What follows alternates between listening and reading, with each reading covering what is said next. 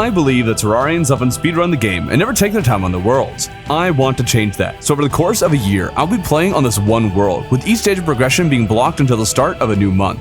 I'm doing this so I can seriously take my time in each stage of Terraria Clamity mod's progression and see what it has to offer. So for the month of August, I am only allowed to defeat Lunatic Cultist, Moonlord, Astrum Aureus, and Dragonfolly. Otherwise, I can make no other form of progression. This is what happened. Okay guys, hear me out, alright? I know we've spent a lot of time on the elevator, but I have a new idea, you see. I have another thoughts. Brainstorms are happening inside my head, and I have a new idea, a new plan. So I promise we'll get to the fun fighting stuff soon, but first, elevator. I had this idea that if I could use switches rather than timers, I'd avoid the issue I've been having with timers activating the first clock twice rather than just once. My hope was that I could wire switches together, flip one switch and have the next one flip as a result of it, and then make a chain of switches flipping each other, but unfortunately this did not work. I tried using logic gates, but had no luck with that either. Well, that's unfortunate. Okay, I have another idea, but we won't do that one now. We'll try to figure it out another time. Don't doubt the elevator, all you elevator haters. It's going to happen.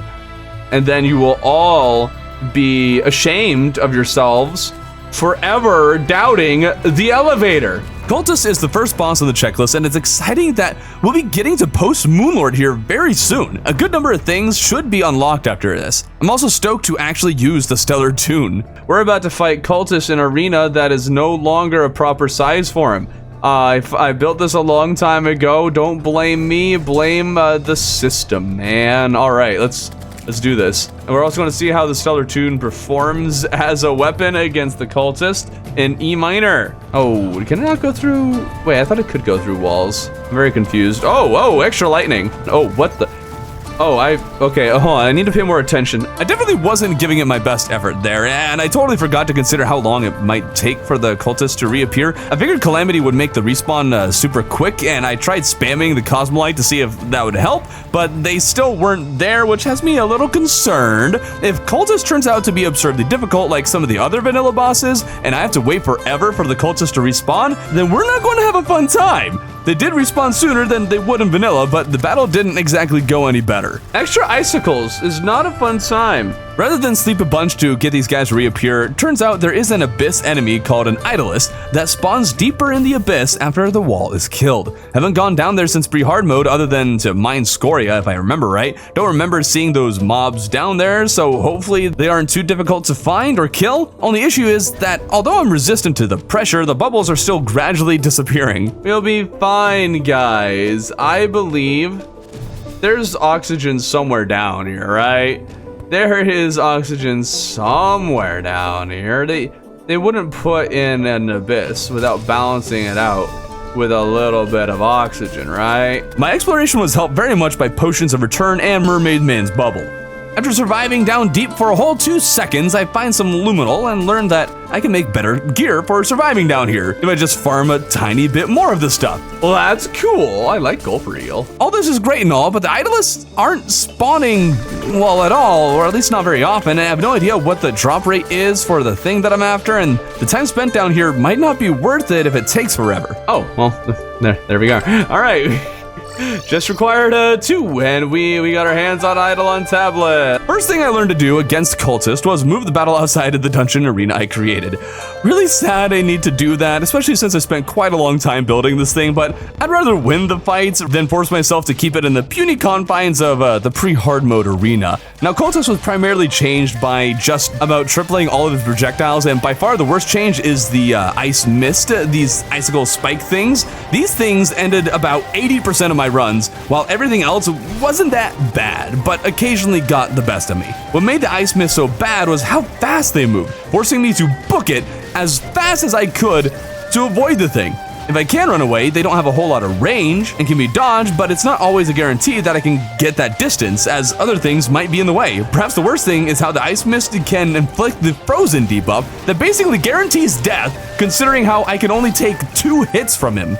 I added a layer of platforms above the arena. Immediately after adding it, I was doing much better and also discovered that when the cultist does the clone thing, you can't actually hit the fakes. You just have to hit the real one, and even if you do, it'll still spawn the golden squid guy. That said, Ice Mist is still the main issue. We're still alive! I shouldn't have said that! I'm sure there's some good way of reading the Ice Mist attack, as they do shoot in a consistent way, but with two of them, I'm not sure how easy it is to dodge both. But this alone made Cultist much more of a roadblock than he normally would be, and the struggling made me much too excited when I came close to success and, well, I made dumb mistakes. Hook aside, but I would look here and there at what potential upgrades I could make, as I'm sure I'm not perfectly optimized, and some people recommended the hollowed rune that says when my minions hit stuff, I get a random buff, which sounds cool, but the text that followed said hollowed this and hollowed that, which I interpreted as meaning it only give me those benefits if I had hollowed armor on, and so I haven't been using it. I also thought the random buffs were referring to buffs you get from potions, but now I think I understand that the random buffs are the 3 hollowed things listed below that line. Am I just having a brain fart here, or is this actually a little confusing? Whatever the case, I figured this out a bit later, but felt like mentioning it now. I kinda needed a break from Cultist anyways. This guy was just bullets everywhere with little rhyme or reason. Most of them just required slow circles to dodge, but the icicle ones, I was only able to dodge by running as fast as possible, making the easy to dodge ones a little harder to flee from, and the prophecy end attacks was just bullet spam. It sucks when there's this one consistent thing that loses every battle, and nothing is more frustrating than a boss you know you can beat, but for whatever reason don't. Many attempts later, and the cultist finally was conquered. Thought he dropped a bunch of magic weapons in Calamity, but alas, there was nothing for me. I really want to switch back to Mage, but I just can't get the DPS up high enough to justify the move. But onto the pillars we go. Wait, the Nebula Pillar's underground? Oh, that's cool. And before we continue, if you've been enjoying the video, consider subscribing. At the end of the year, I'll be firing 1 mini Nuke 2 from this rocket launcher for every subscriber that I have. So if you've been enjoying the video and want to support long-form content like this, consider subscribing. The pillars were actually quite samey. There's some quality of life added with enemies dropping fragments on top of what the pillars drop already, so there's less pillar farming required, but also Calamity has a lot more stuff crafted from fragments, so it kind of evens out.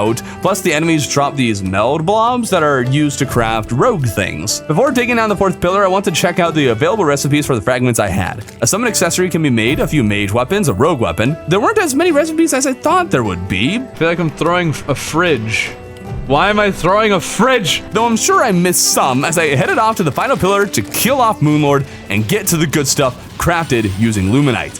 Thing is, I have had an absurd amount of practice against Moonlord recently for reasons that have hopefully become apparent in a certain other video that should be out by now. Practice has often meant jack squat against some of the vanilla bosses because of the changes Calamity made, making them into entirely new bosses, but all the way through popping out all 3 eyes, nothing was different. I expected second phase to wreck me, but when the core opened, the only difference was that the Moonlord still functioned as though none of the eyes were popped, and thus still shot the Moonlord laser and phantasmal rays, so it's phase 1 plus phase 2, but at the same time. The true eyes of Cthulhu no longer shoot their smaller lasers though, and that's what really made them a threat in the first place, so Moonlord was remarkably easier than most of the other vanilla bosses up to this point. There was still one thing that had me concerned though. Oh, wait a minute, hold on. I was looking at the heart and how much health that, I wouldn't look at the big health bar. What's the big health bar have so much more health? What the heck? Is there another phase to this thing? Wait, what? Why was the health bar halfway down? Wait. No, I don't trust it. Something's going to happen. Oh. All right, then. Why is the health bar only halfway down? What is it? What the heck? Apparently, it's a known glitch. I've made some mage and summon weapons before going to farm Moonlord for Luminite, going to make lots of the stuff, but it would also turn out new planetoids spawn in after Moonlord dies, and these things have a silly amounts of Luminite in them, making it so farming is, well, entirely unnecessary. This is also the first time that I've felt as though Calamity expected me to have Ore Excavator mod enabled, but of course I do not, and this whole run is meant to have grinding and farming like this. Makes you appreciate the small things, like needing to kill Cultist and all the pillars a second time for more fragments. Thankfully, Cultists die the first time and the pillars require half as many kills to clear. This allowed me to craft Nebula Armor and Stardust Armor, which is great, and the Meld Blobs are used to craft Rogue Armor, but Meld Blobs must be combined with Stardust to make Meld Constructs, and I can't help but ask, why the extra step is needed. Why not just have Mel Blobs make the stuff? Why add an extra recipe using an easily obtained resource? It just makes the crafting tree bigger than it needs to be. It's a small thing, but I'm just confused as to why it's there. I spent a long time crafting and experimenting with new weapons, upgraded all my builds to have celestial tracers, and was searching for better mage accessories when I spotted the infected jewel. For some reason, I thought it was a mage accessory. It is not, but it requires I kill Astrum Aureus again, and it turns out it's not going to be as easy as I figured. Oh, he's been buffed. He's been buffed. Calamity buffs certain bosses after Moonlord. I know this is a thing, but I wasn't sure what bosses are impacted. Now I know Aureus, and I'm pretty sure Ravager have been buffed, maybe others as well. And if you know Calamity, you might be wondering why I didn't fight Astrum Deus. Technically, this worm boss is fought between Cultist and Moonlord, which is just the weirdest placement to put any boss. Who's going to leave the pillars floating around to fight a boss? I'm just going to save him for next week. The infected jewel wasn't for mage, so I kept searching for mage accessories, but for the life of me, I couldn't find any. I feel like I'm missing something. I haven't hardly upgraded my mage accessories for, what, months now? And that can't be right. Mage is definitely struggling to keep up with Summoner's DPS, which is why I haven't been using it, but of course it's going to lag behind in damage when there's literally only one mage-specific accessory I have found that buffs my mage damage. I might need to look up a class guide somewhere because I couldn't find anything. There are some things I need that only come from bosses. There's one accessory dropped by Leviathan that allows me to craft the Heart of the Elements. I've wanted to craft this for a while because it gets 5 free summons basically, though the people in chat were saying that this isn't actually a good accessory. I always just assumed it was, and because I'm fighting bosses earlier in progression, it's hard to tell how much they're helping.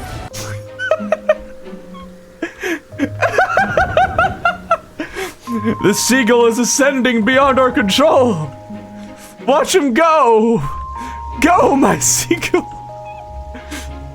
Go, go, go! He's ascending to space. We'll have an astral seagull. See, this is why you make ocean. This is why you make a big ocean. Keep going, my seagull friend. Keep going. There he goes. Flying off into space, his other space seagull friends. What might be a better accessory is this thing called the Community, which has a 10% drop chance from Leviathan. And because the Leviathan doesn't have a way to summon the thing, like, like a boss summon that you just, click on, there would be times I would have to search around forever and ever just to fight the fish duo. And after killing them some 15 or so times, I never got my hands on the accessory. Bored of the fish, I moved on to the Empress to get a kaleidoscope. Killed her 7 more times, totaling 9 kills, and didn't get the kaleidoscope. But I did find myself with 3 whole stellar tunes. If you've been a fan of the series and remember what happened with Empress last year, the dark humor is not lost on you. I'm happy to finally be able to farm bosses, as it's been a long time since I could actually do this, but at the same time, I farmed and farmed for hours, but couldn't get anything that I was after. I don't know what I must have done. Maybe I walked under a ladder while breaking a mirror with a black cat stepping on a crack and whatever unlucky things you can think of, because I'm getting nothing and, well, didn't end up with anything before the end of the week. Maybe the last battle today. Oh my goodness. Oh, it's day, I forgot! No! Oh gosh, darn it. You know what, we're fighting it. We're just gonna do it. Send it. I don't know if her attacks are more difficult. I don't think she's doing more attack-wise. I think it's just, now they do a lot more damage, and she can take a lot more damage. Are we actually gonna do this though? I'd be so happy if we actually beat a daytime Empress. That'd be great. Only halfway through? Oh my goodness. This is insane. Her DR is crazy. Ugh. Oh my goodness. Ah! Oh, what just happened? What? Oh man! I almost had it. So we're going into this week, and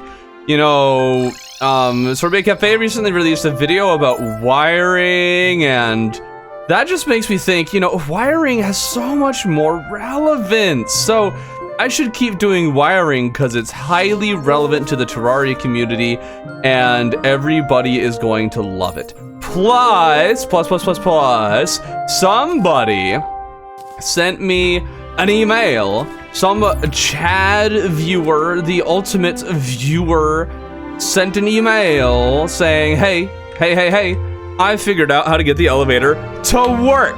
So, I think we need to see if it does indeed work. Super big thank you to who figured out this whole elevator thing for me. You are the absolute best.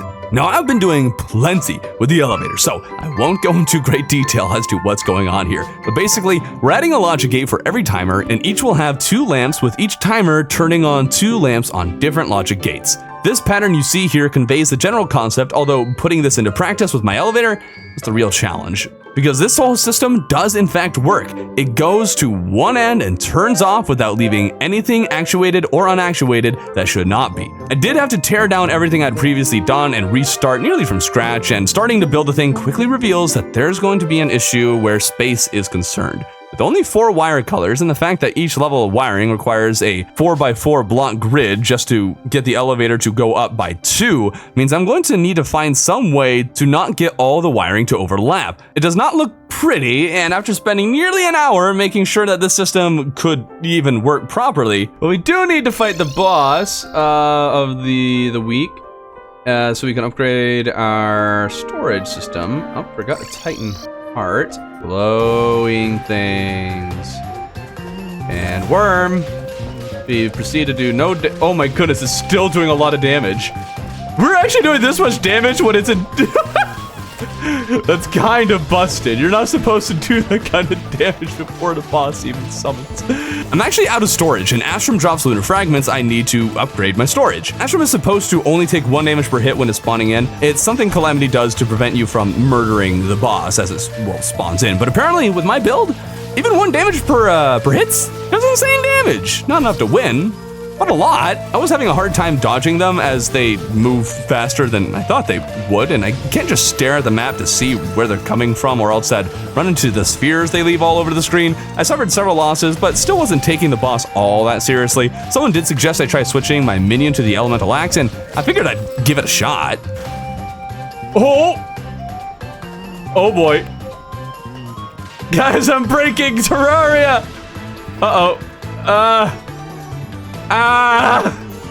No! It can't handle it! It can't handle it! Elemental Axis was... It was a mistake! Oh, there we go. We're back.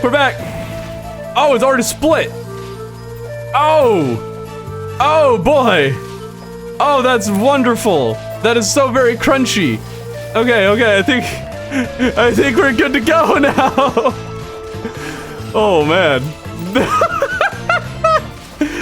That was something. I was already almost fully dead. Wow, Elemental Axe really did make a world of difference, didn't it? All right. That's... Wow. Are you kidding? That's what happens if you're complacent. Are you kidding me?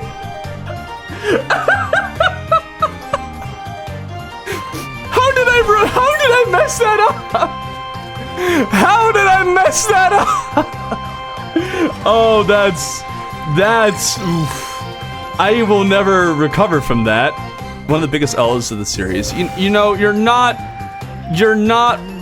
wrong. I killed the worm 2 times immediately after that in vengeance. I would have upgraded my storage at this point, but turns out I need another upgrade first that requires shroomite. And you know what I haven't done? Make a surface glowing mushroom biome. I always forget to do this in every run. Does anybody ever make a surface glowing mushroom, like, until the moment you actually, need it? Does anybody prepare and make this thing early?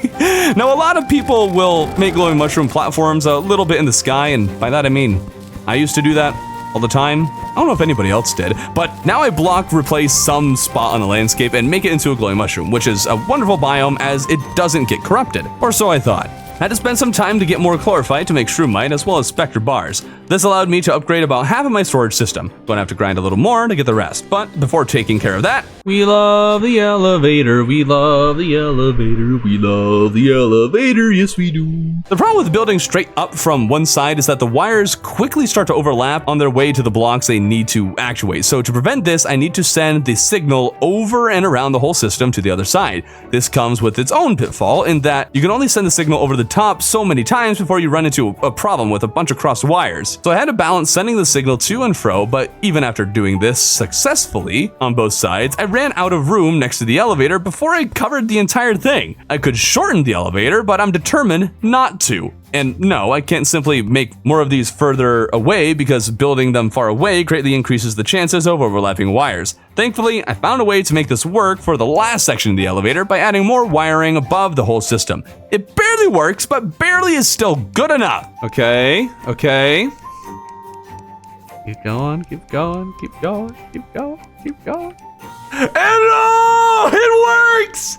It all works! Let's go! In the end, this isn't all too different from my first elevator in function, except for the key fact that this one will turn itself off, and so I don't need to worry about the system breaking if I don't time things just right. This does only solve one of the problems though. I was hoping to make this a two-way elevator, but after looking hard at the wiring, I do not believe it has the capability. You can ride up, but you can't ride back down. That's very sad. It's very sad indeed. We'll just have to make second elevator. I painted the whole system with echo coating, and so we'll never have to look at this thing again. Until next week, when I decide to fiddle. You know, probably. When there's a blood moon, and a number of people informed me that the blood moon enemies you fish up drop a whole lot more blood orbs than regular enemies, and it would seem to be true. I wasn't fishing up nearly as many of them as I would have liked, but the farming worked relatively well. It was just fun fishing for these things on the top of the ocean, and I learned that this is actually the sky fish, and it makes sense because I'm in space after all. I just always think of this as, you know, the ocean, because it's over the ocean. I mine more Luminite as I'll need a bunch more for future recipes, as well as storage upgrades, but before farming Deus for more fragments, I wanted to play with teleporters real quickly. First thing I wanted to know is if you could actuate a teleporter. You can actuate a teleporter. Cool. Now, the next question, does an actuated teleporter work?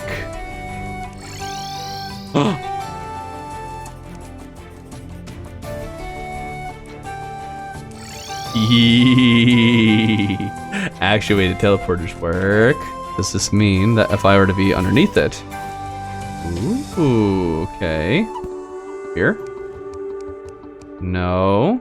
Interesting. Okay, so we do need to be on that top part of it. All right, watch this, all right? Does the sand cause it to teleport? It does activate it.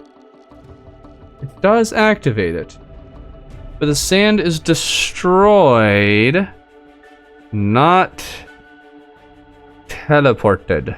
I was really hoping I could teleport items or even mobs, but unfortunately it did not work. I had some ideas for some goofy things that could be done with teleporters if this system did work, but alas, it does not. But now, you know, teleporters can be actuated while still functioning. I feel like this could be valuable information. In fact, now I have some new ideas I'm going to have to try next week if I remember. With that, the week is coming to a close already. It really flew by, so I spent time farming the Empress of Light once again. Alright!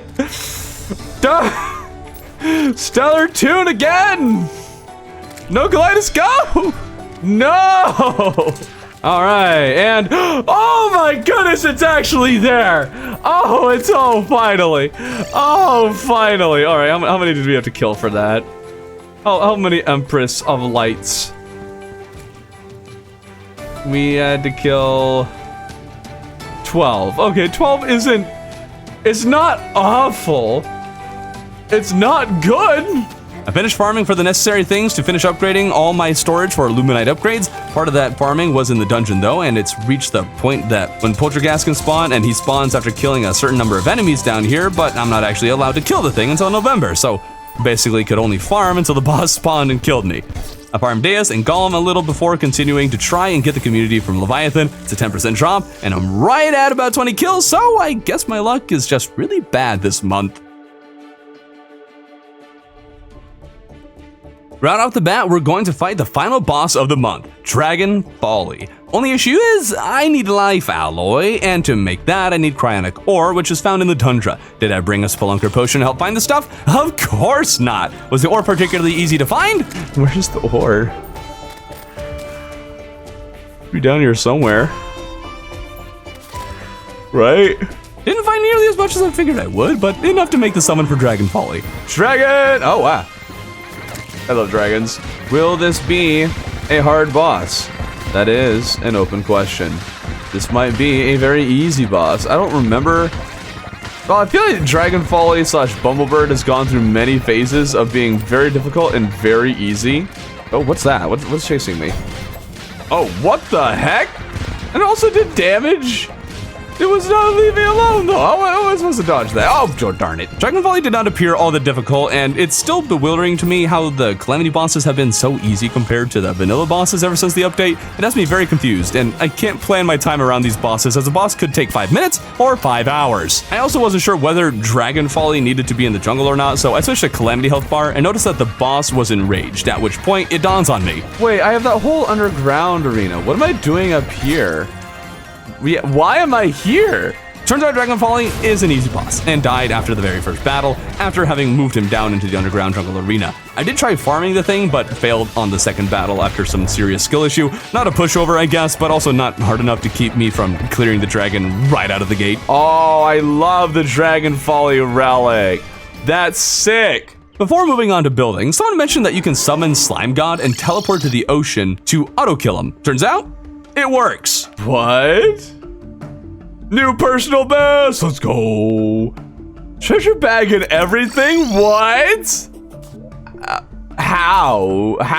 That's all I can say. How is that even a bug? Now, Dragonfolly dropped some things that I figured I could use to make weapons or accessories. There are a number of things, and one is a rogue accessory called the Nanotech, but I need another accessory that requires obsidian that I am somehow lacking. Once it was collected, I noticed another ingredient that requires a special drop from the pumpkin and frost moons, as well as the solar eclipse. These items are only dropped after a certain boss is killed, but I wasn't sure which, and I just assumed that now had to be the time, but after fighting the pumpkin moon, turns out I don't get the drops after all. Pretty sure the pumpkin moon's drop is called nightmare fuel or something like that, but whatever the case, I actually can't make a lot of the things I wanted to. With all of the bosses dead for the month though, and plenty of time, I figured I should get to work on actually getting a community from the Leviathan. The darn fish refuses to give me the accessory. Although there was another issue. Oh. Well, that's unfortunate. All right, you guys saw nothing. I didn't die. That's all I gotta say. Thankfully, I only had to kill the fish one more time to get my hands on this elusive accessory that gives minor increases to several stats and also scales with progression. Oh, we actually got one! Let's go! So at last, I was done with farming. Or at least, that's what I would say if I didn't decide I absolutely desperately needed to get a second community, because you never know if you might need a second one for, you know, another build, right? Did I get one? No.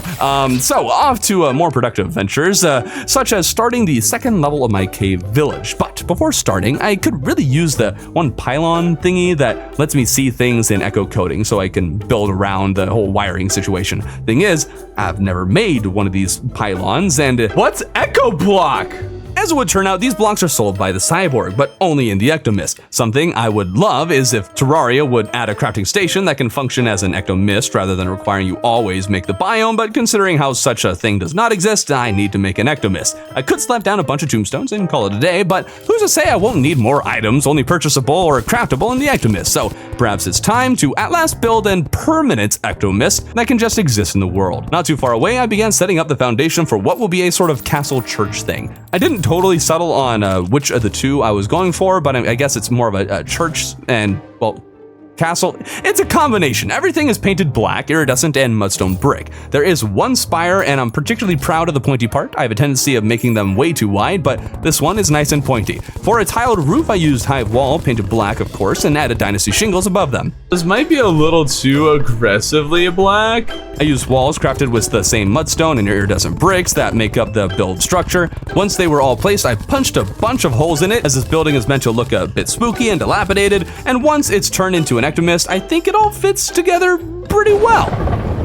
The cross was placed dead center, and dynasty tables are meant to be pews. Banners and paintings help give the lower section of the church a more lively feel. Painting the surrounding trees and grass to be orange helps make the church feel more at home in its environment. And of course, chandeliers need to be added to a church like this. Only, I use golden chandeliers, but I have only 2 of them, and I want 4, so the pirates were farmed, not once, but twice, before a quick break to try and kill Daytime Empress for no particular reason, only for that stupid circle attack to make it just about impossible to position myself properly. So I gave up on the stupid idea of killing an insanely buffed Empress of Light who doesn't drop anything special, so I could farm the pirates 1, 2, 3, 4, 5 more times just to get my hands on 2 chandeliers that I spent a solid 5 minutes on making sure they were properly aligned.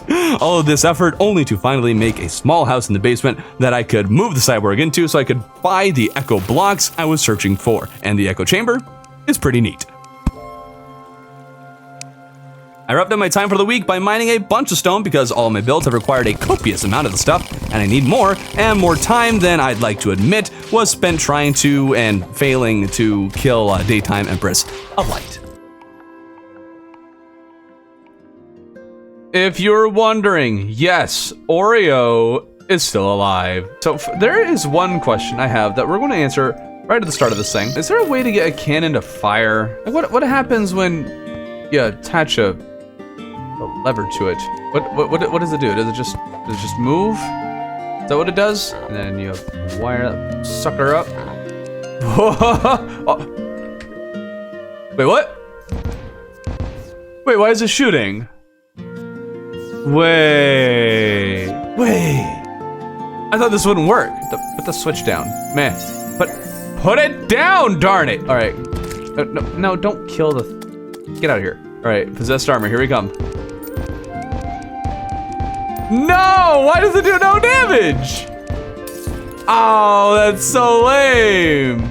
I had so many ideas for what I was going to do if the cannon could be used to shoot enemies. Can we get something like dispensers in Terraria? Think of the potential if we could use wiring to move blocks like pistons can and shoot things like dispensers. I hate taking inspiration from Minecraft, but I mean, look, think of the possibilities. I know in 1.4.5 we're getting hoppers in Terraria, but Relogic, you're leaving so much more on the table. I wanted to have a big cannon home defense system. It was going to be great, but no, apparently it's not allowed in this establishment.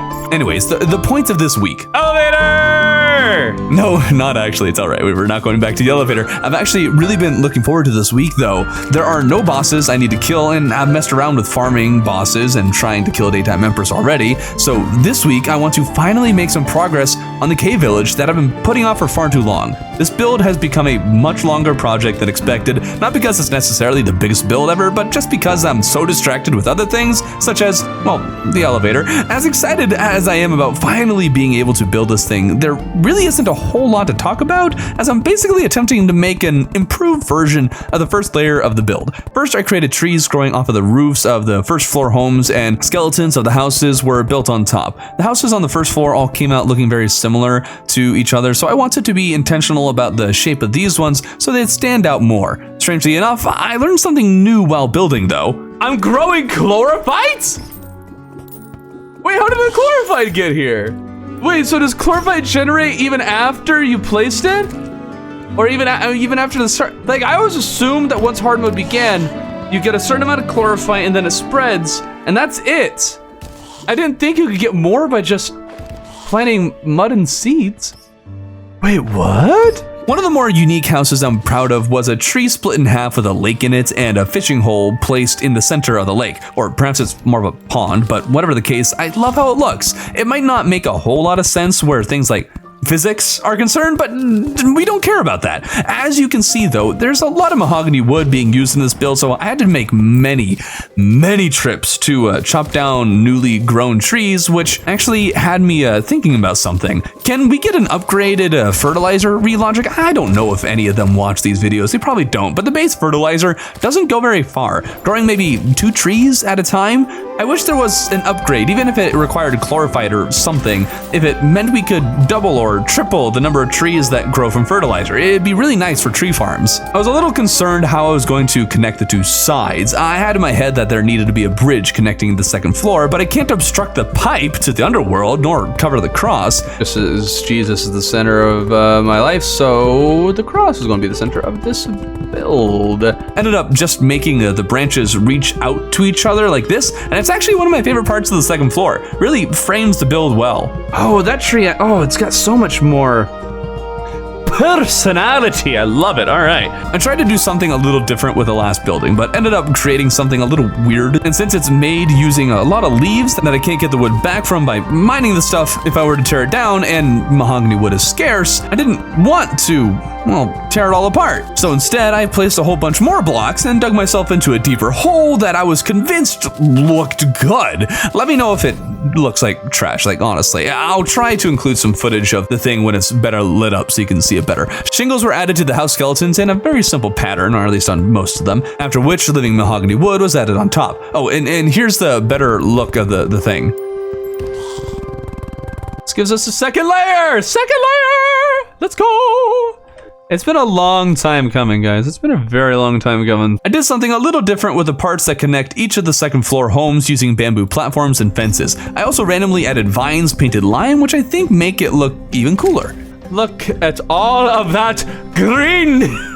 The interiors were made exactly the same with minor variances, and these, things were added to many of the houses. Building these houses and having them finished is so nice. I've been wanting to have this complete for months, but at the same time, I don't really regret having waited so long. It's been nice having unfinished projects around the world. Not every project needs to be finished, and sometimes leaving them unfinished for a time, all the while wanting to finish it, makes it all the sweeter when the build finally comes to fruition. Not sure this is how a typical builder would go about things, and well, they probably wouldn't, but this cave village has become a sort of focal point to this run, being something I can always work on and improve. There's still more to add, probably a third floor and maybe even another elevator, but we've made a lot of progress and it warms my heart. Look at that. Look at that! With the remainder of my time, I messed around, exploring the map a bit just to fill the thing in, stumbled across a few labs while I was at it, and here I thought I'd found them all already. I also finally worked on something most Calamity players know about. Future!